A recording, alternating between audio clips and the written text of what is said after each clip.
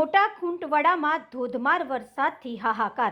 મહુવા તાલુકામાં મેઘરાજાની ધમાકેદાર એન્ટ્રી થઈ છે। છેલ્લા કલાકોથી મોટા ખૂંટવડા સહિત આસપાસના ગામો જેમ કે કિકરિયા, ઉગલવાણ, કાળેલા, ગોરસ, બોરડી, શાંતિનગર, થોરાડા સહિત અનેક ગામોમાં ભારે વરસાદ વરસ્યો છે।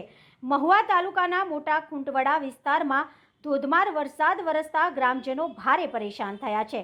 સતત વરસેલા વરસાદના કારણે સ્થાનિક રહીશોના ઘરોમાં પાણી ઘૂસી જતા મુશ્કેલી સર્જાઈ છે। માલણ નદીમાં ઘોડાપૂર સાથે લીડકિયા નદીમાં પણ પૂરની પરિસ્થિતિ સર્જાઈ હતી। આ દરમિયાન 2 વ્હીલર બાઇક તણાઈ જવાના બનાવો પણ બન્યા છે। ગામના મુખ્ય રોડ, રસ્તા અને નદીના પુલને નુકસાન પહોંચતા ધોવાણ સર્જાયું છે। ભારે વરસાદ અને પૂરના પગલે વાહન વ્યવહાર સંપૂર્ણપણે અટકાવી દેવામાં આવ્યો છે, જેના કારણે ગ્રામજનોને અવરજવર કરવામાં ભારે મુશ્કેલીનો સામનો કરવો પડી રહ્યો છે। ન્યૂઝ રિપોર્ટર રમેશ ઝીંઝુવાડિયા, વિજય બારિયા, મહુવા।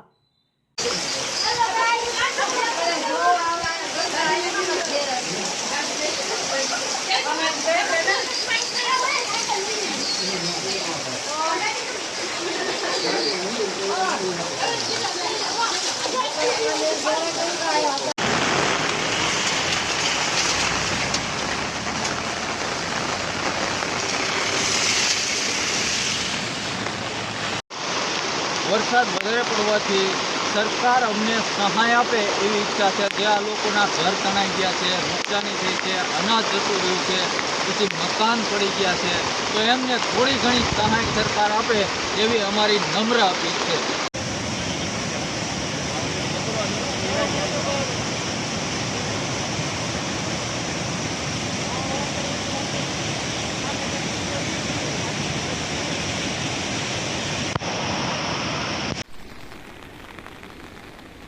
रोज की नदी 2 कांठे।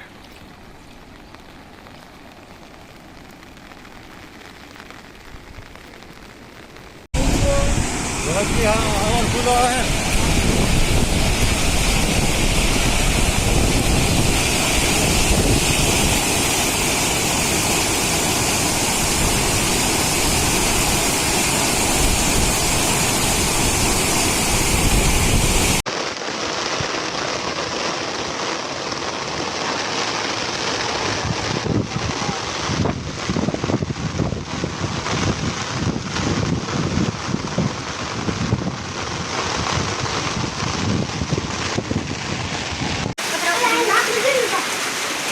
घर में पानी डाल लागे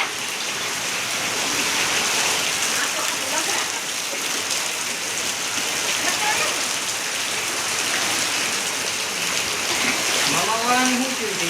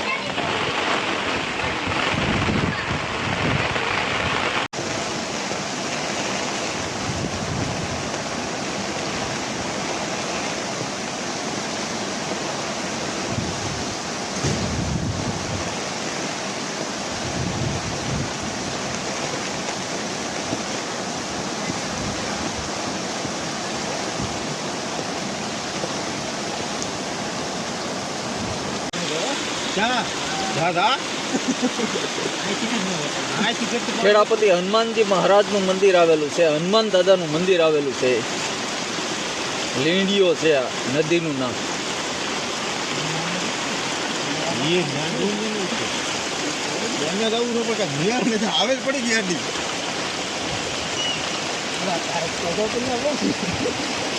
આમાં બાઈક ખોજતા નહીં ગયો હોય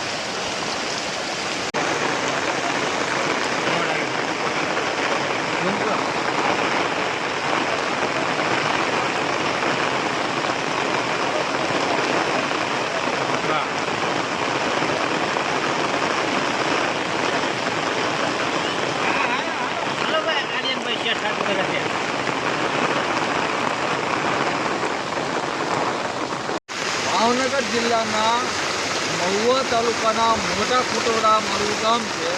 મારું નામ છે કોળિયા વિનોદભાઈ. આજે તારીખ 20/8/2025 આજ સવારના આમ ગણો તો સાંજના 6 વાગ્યાથી ધીમો ધીમો વરસાદ ચાલુ હતો અને આજે સવારમાં 7 વાગ્યાથી માંડી અને અત્યારે 11 વાગવા આવ્યા છે. હજી વરસાદ ધીમો પડતો નથી, વધારે પડતો વરસાદ છે.